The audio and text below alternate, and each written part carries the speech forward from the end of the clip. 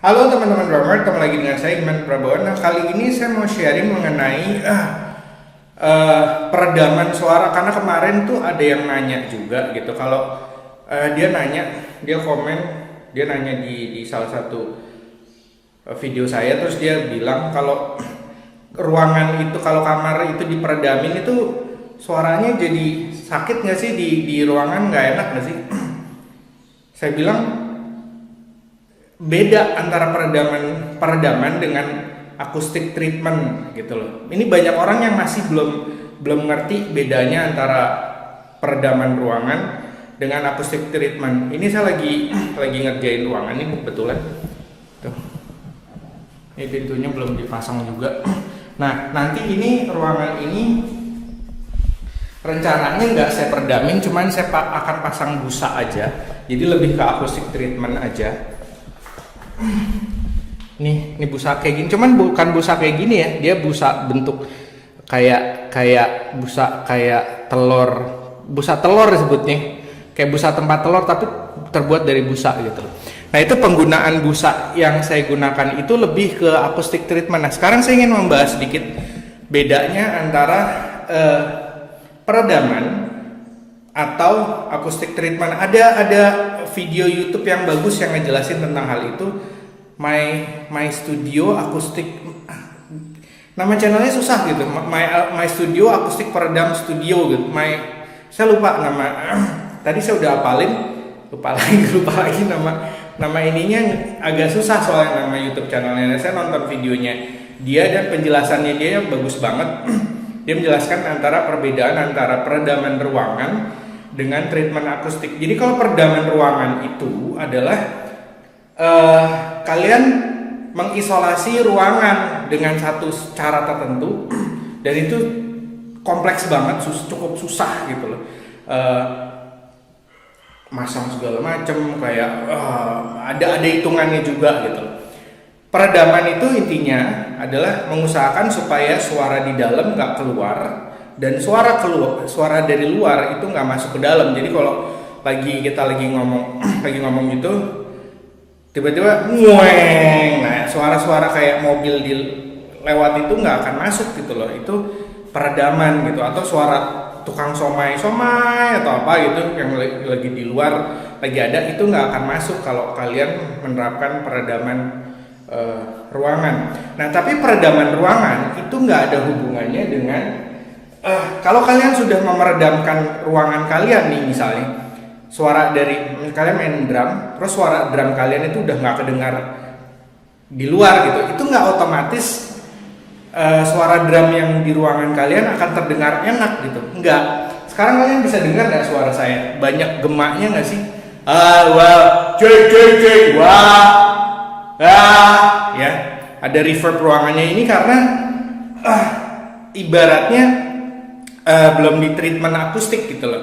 Jadi kayak dulu saya buat studio di Bogor, peredamannya udah komplit, jadi suara udah nggak keluar, dari luar juga nggak masuk ke dalam. Kalau ditutup pintunya udah blok, nggak dengar apa-apa kita dari luar gitu loh.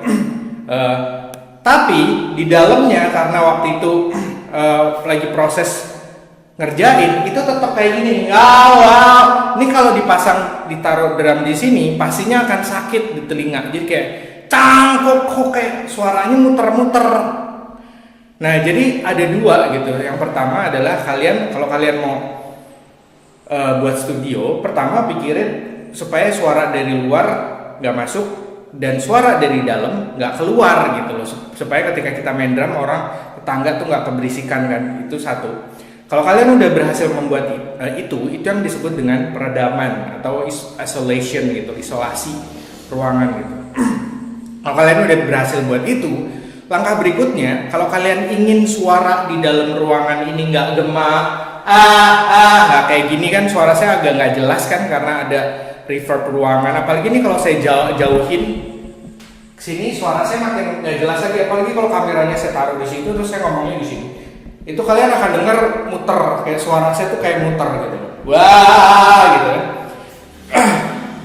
Nah, kalau kalian pingin suara yang ada di ruangan menjadi bagus, itu baru kemudian kalian memperlakukan yang namanya treatment akustik, dipasangin kayak banyak hal kayak dipasangin bass trap, dipasangin kayak akustik panel atau busa telur kayak gini. Itu di main akustik peredam studio channelnya dia jualan tuh, ngebahas banyak hal. Bagus deh apa yang dia bahas. Jadi menjawab pertanyaan dari teman kita itu, kok suaranya nggak enak ya? Karena nggak diperedamin suaranya nggak enak, nggak ada hubungannya. Kalau kalian meredamkan, yang terjadi adalah suara dari dalam nggak keluar, suara dari luar nggak masuk ke dalam. Tapi nggak otomatis suara yang ada di dalam ruangan itu langsung enak didengarnya.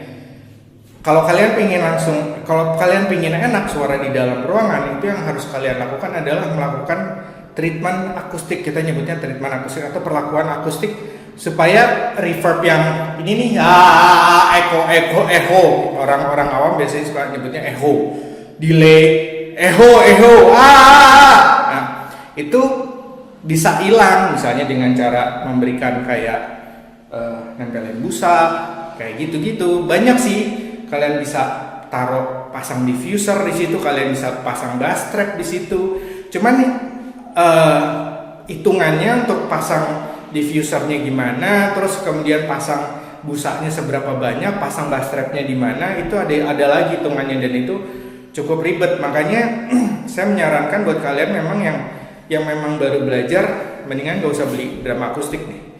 Coba aja, kemarin saya coba langsung beli drum elektrik aja, karena kalau drum elektrik tuh kalian nggak ribet dengan masalah peredaman. Karena kalau kalian punya beli drum akustik, terus rumah kalian berada di sebelah dekat sama rumah tetangga kalian pasti akan nggak bisa dipakai juga drumnya, karena tetangga kalian akan komplain segala macam. Terus kalau kalian mikirin untuk buat peredaman ruangan, biasanya peredaman ruangan itu cukup mahal. Kemarin aja waktu saya di Jakarta itu ukuran berapa ya? 5 kali 4 kalau nggak salah. Itu saya habis untuk peredamannya aja 45 juta. Banyak kan, mahal kan? Apaan aja sih? Itu beli kayu kaso, kayak misalnya saya lupa kayu kaso dulu sebatang berapa, 50.000 katakanlah. 50.000 butuhnya berapa? 100 biji. Berarti kali 50.000 kali 100, 5 juta. Terus belum rockwool kayak gitu tuh. Belum busa. Kalau kalian mau pakai busa, beli kayak gini. Kemarin tuh saya nggak pakai saya pakai rockwool dan pakai busa. Rockwoolnya aja keluar belasan juta. Jadi ada berapa bal itu, sampai banyak banget gitu loh. Nah itu jadi materialnya, jadi uang itu kepake untuk beli material bangunan yang nanti dipasang sama si tukangnya, dan kalian juga mesti ngerti cara masangnya, hitungannya segala macam. Makanya ribet banget, asli ribet banyak. Dan saya ngerasa berdasarkan pengalaman, banyak yang ngaku-ngaku, saya bisa, begitu udah dipasang, karena kok masih bocor sih gini. Nah itu udah dibeliin material segala macam ya. Kalau mau dibongkar berarti dibongkar.